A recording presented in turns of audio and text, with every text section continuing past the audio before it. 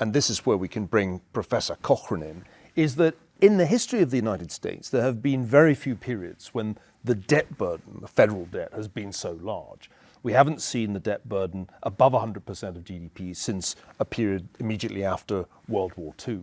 And there's never been a time that the United States was spending more servicing that debt than it was spending on its national security.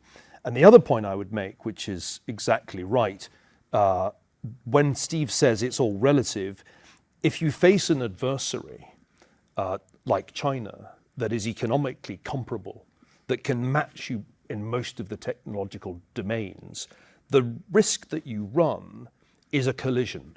Britain collided twice with a rival power, Germany, failed to deter it, had to fight 2 world wars. By the end of the second of those wars, it was no longer possible to sustain the economy, the technological leadership, and that's the story of British decline. And there's nothing at the moment, it seems to me, that rules that scenario out for the United States.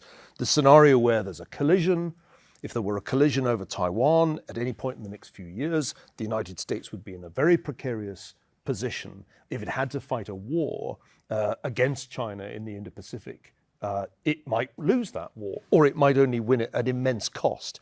So nothing that Steve says convinces me that the United States is not in a somewhat similar position to the British Empire in the 1920s, and therefore vulnerable to the kind of collision that could bring this whole happy story to a painful end. Mm-hmm.